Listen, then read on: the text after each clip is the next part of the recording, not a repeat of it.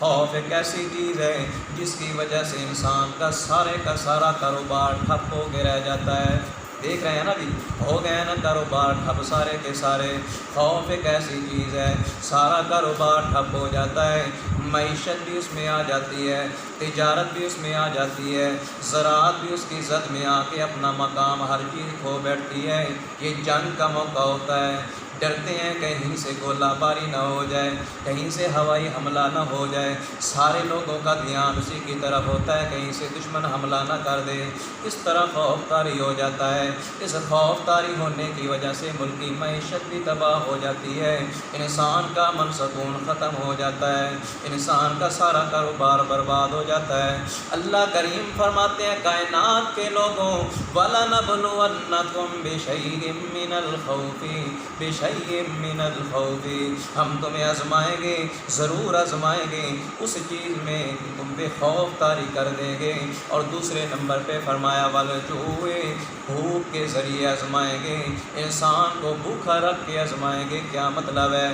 جب تک انسان کھانا نہیں کھاتا، انسان پانی نہیں پیتا، انسان زندہ رہ نہیں سکتا۔ اللہ کریم نے فطرت میں رکھ دیا انسان کے، صرف انسان کی فطرت میں نہیں رکھا بلکہ ہر حیوان، ہر جاندار چیز جب تک کھاتا نہیں ہے، جب تک پیتا نہیں ہے، وہ زندہ نہیں رہ سکتا۔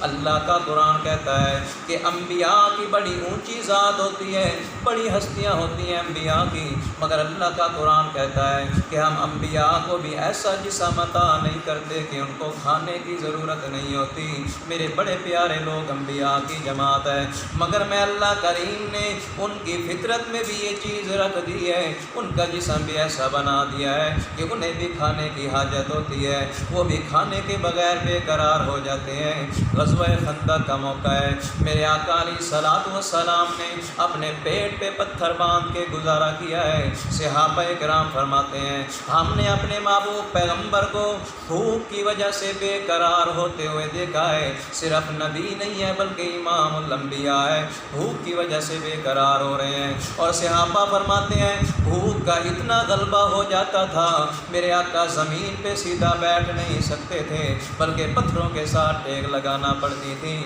کیونکہ اللہ کا قرآن کہتا ہے ہم تمہیں آزمائیں گے، تمہاری آزمائش کریں گے بالجوع، بھوک کے ذریعے۔ بھوک دو طرح کی ہوتی ہے، ایک اضطراری بھوک ہوتی ہے، ایک اختیاری بھوک ہوتی ہے۔ اضطراری بھوک کسے کہتے ہیں؟ پانی کی، کھانے کی قلت ہو جائے، کھانا میسر نہ آئے، فصلیں نہ ہو رہی ہوں، قحط پڑ جائے، طوفان آ جائے، سیلاب آ جائے، فصل نہ ہوتی ہو، کھانا پینا حصول محال نہ ہو، کوئی چیز میسر نہ آ رہی ہو، اس کو اضطراری بھوک کہتے ہیں۔ اور اختیاری بھوک اس کو کہتے ہیں جب اللہ کریم ایمان والوں کو حکم دیتا ہے کتب علیکم الصیام کما کتب علی الذین من قبلکم، تم پہ روزوں کو فرض کر دیا گیا جس طرح تم سے پہلے لوگوں پہ روزوں کو فرض کر دیا گیا۔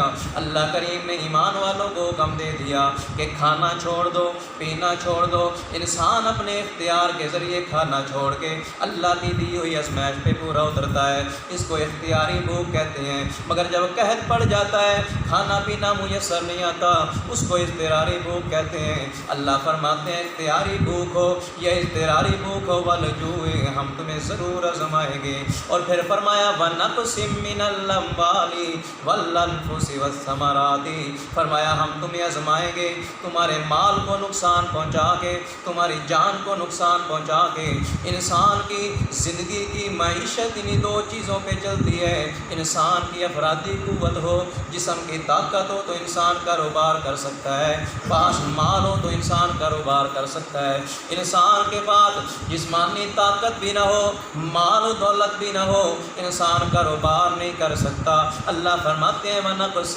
مِّنَ الْأَمْوَالِ وَالْأَنفُسِ وَالثَّمَرَاتِ، فرمایا مال اور جان کا نقصان دے کے تمہیں آزمائش میں ڈالتے ہیں۔ کیا مطلب ہے؟ کبھی آسمان سے کوئی آفت آ جاتی ہے، کبھی زمین سے کوئی آفت آ جاتی ہے، کبھی کوئی وبا پھیلنے کا خطرہ ہوتا ہے۔ جس طرح طاعون کی بیماری ہوتی ہے، اس کی وجہ سے انسان کی جان کو نقصان پہنچتا ہے۔ کسی وائرس کی شکل میں اللہ کی کوئی آفت آ جائے، کوئی مصیبت آ جائے، آج دیکھ لو کتنے انسان، پوری دنیا میں کرونا وائرس پھیل گیا، کتنے لوگ مر رہے ہیں. اسی کو کہتے ہیں وَنَقْصٍ مِّنَ الْأَمْوَالِ وَالْأَنفُسِ. اللہ فرماتے ہیں ہم تمہیں مال اور جان کا نقصان پہنچا کے تم سے آزمائش کرتے ہیں. اور پھر فرمایا وَالثَّمَرَاتِ, پھلوں میں کمی کر کے بھی آزمائش کرتے ہیں. کیا مطلب ہے؟ باغ لگانے والا باغ لگاتا ہے, پھل لگانے والی تو اللہ کی ذات ہے. باغ لگانے والا, کوئی بھی چیز بونے والا کسان بوتا ہے, مگر پھل تو اللہ لگانے والا ہوتا ہے. کسی سال اتنی مال کی فراوانی ہوتی ہے, اتنا پھل ہوتا ہے, اتنا پھل ہوتا ہے کہ کئی گنا زیادہ نفع مل جاتا ہے, مگر کسی سال ایسا ہوتا ہے کہ جو خرچ کیا ہوتا ہے وہ بھی پورا نہیں ہوتا, اتنا نقصان ہو جاتا ہے. سیلاب آ جائے, طوفان آ جائے, سارے پھل گر جاتے ہیں, آم گر جاتے ہیں, کنو گر جاتا ہے, سارے کی ساری فصلیں تباہ ہو جاتی ہیں. اللہ کریم فرماتے ہیں وَالثَّمَرَاتِ, ہم پھلوں میں کمی کر کے بھی آزماتے ہیں. امام شافعی رحمۃ اللہ تعالی علیہ فرماتے ہیں کہ جو اللہ کریم نے فرمایا وَلَنَبْلُوَنَّكُمْ بِشَيْءٍ مِّنَ الْخَوْفِ, ہم تمہیں ضرور آزمائیں گے خوف طاری کر کے. خوف سے مراد یہ دشمن کا خوف ہے, بیرونی دشمن کا خوف ہے, دوسرے ملک کے دشمنوں کا خوف ہے. اور فرمایا جو اللہ کریم نے فرمایا وَالْجُوعِ, تمہیں بھوک کے ذریعے آزمائیں گے. بھوک سے مراد وہ اختیاری بھوک ہے, وہ عبادت والی بھوک ہے جو اللہ کریم نے ایمان والوں کے ذمے لگا رکھی ہے. اور پھر فرمایا جو مال کا نقصان فرمایا ہے یہ وہ مال ہے جس مال کے ذریعے انسان کاروبار کرتا ہے, تجارت کرتا ہے, وہ تجارت والا مال ہے. امام شافعی فرماتے ہیں. اور پھر فرمایا وَالثَّمَرَاتِ, پھلوں کی کمی کی وجہ سے آزماتے ہیں, اس کے ذریعے سے آزماتے ہیں. امام شافعی رحمۃ اللہ علیہ فرماتے ہیں پھلوں سے مراد انسان کے چھوٹے بچے ہیں. اللہ کریم بتانا چاہتے ہیں کائنات والوں, اگر میں اللہ اولاد دے دوں کیا میرا بندہ میرا شکریہ ادا کرے گا یا نہیں کرے گا؟ اگر میں اللہ اولاد نہ دوں کیا میں اللہ کے در کو چھوڑ کے کسی غیر کے در سے جا کے مانگتا ہے یا نہیں مانگتا؟ اللہ فرماتے ہیں وَالثَّمَرَاتِ, اولاد کے اندر کمی کر کے ہم انسان کو آزماتے ہیں. میں اللہ کے در سے مانگتا ہے یا اللہ کے در سے مایوس ہو کے کسی دربار سے جا کے مانگتا ہے. اللہ فرماتے ہیں وَالثَّمَرَاتِ, ہم تمہیں ضرور آزمائیں گے چھوٹے بچوں کی کمی کی وجہ سے, نسل انسانی کی کمی کی وجہ سے. اس کی مثال حدیث پاک کے اندر موجود ہے. میرے آقا فرماتے ہیں جب کسی کا بیٹا فوت ہو جاتا ہے تو اللہ کریم فرشتوں سے پوچھتے ہیں قبضتم روح ابن عبدی, اے میرے فرشتوں کیا تم نے میرے بندے کی روح قبض کر لی ہے؟ فرشتے کہتے ہیں اللہ تیرے حکم کے مطابق ہم نے یہ کام کیا ہے. اس وقت اللہ سوال کرتے ہیں اخذتم ثمرۃ قلبہ, اخذتم ثمرۃ قلبہ, کیا میرے بندے کے پھل کو لے لیا تم نے؟ کیا میرے بندے کو پھل کو چھین لیا تم نے؟ فرشتے کہتے ہیں جی ہاں اللہ, تیرے بندے کے پھل کو ہم نے لے لیا. اس وقت اللہ فرماتے ہیں میرے فرشتوں, میرے بندے نے اس وقت کیا کہا؟ فرشتے کہتے ہیں حمدنی واسترجا, حمدنی واسترجا, اللہ اس نے تیری تعریف بیان کی ہے, اللہ اس نے تیری حمد بیان کی ہے. اللہ فرماتے ہیں میرے فرشتوں, میرے سے بندے کے لیے جنت کے اندر محل تیار کر دو, جس محل کا نام رکھ دو بیت الحمد ہے. یہ اس کا انعام ہے, یہ اس کا بدلہ اور صلہ ہے جس نے میں اللہ کی تعریف کی ہے. سنانے کا مقصد یہ ہے, اللہ فرماتے ہیں اخذتم ثمرۃ قلبہ, کیا تم نے میرے بندے کے پھل کو چھین لیا, میرے بندے کے پھل کو لے لیا؟ تو ثمرات سے مراد حدیث پاک سے پتہ چلا کہ انسان کی اولاد بھی ہوتی ہے. اللہ فرماتے ہیں وَالثَّمَرَاتِ, پھلوں کی کمی کے ذریعے بھی ہم تمہیں آزماتے ہیں. اور پھر فرمایا میرا محبوب پیغمبر جو اللہ کی طرف سے آئی ہوئی آزمائش پہ صبر کر لیتا ہے, مصیبت پہ صبر کر لیتا ہے, میرے محبوب پیغمبر ان کو خوشخبری سنا دے وَبَشِّرِ الصَّابِرِينَ, اللہ فرماتے ہیں صابرین کو خوشخبری سنا دے کہ فلاح اور کامیابی کرنے والے وہی لوگ ہیں, فلاح اور کامیاب ہونے والے وہی لوگ ہیں. کون لوگ ہیں, کس طرح صبر کرتے ہیں؟ مصیبت جب آتی ہے تو صبر کر کے زبان سے کیا کہتے ہیں؟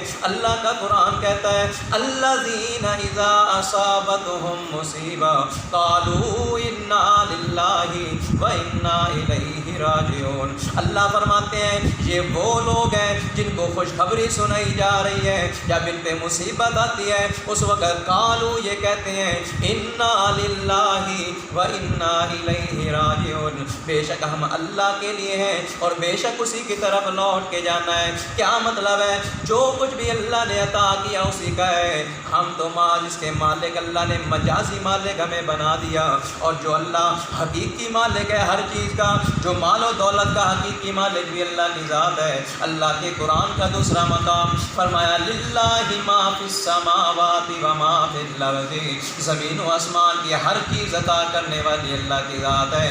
میرے آقا فرماتے ہیں ہر چیز اللہ کی ہے، جب چاہے جس کو عطا کر دے، جب چاہے جس سے چھین لے، اللہ کی مرضی ہے۔ یہ جسم بھی اللہ کا دیا ہوا، حیات بھی اللہ کی دی ہوئی، موت بھی اللہ کی دی ہوئی، جب چاہے کسی کو زندگی بخش دے، جب چاہے جس کو موت دے دے، یہ تو اللہ کی مرضی ہے۔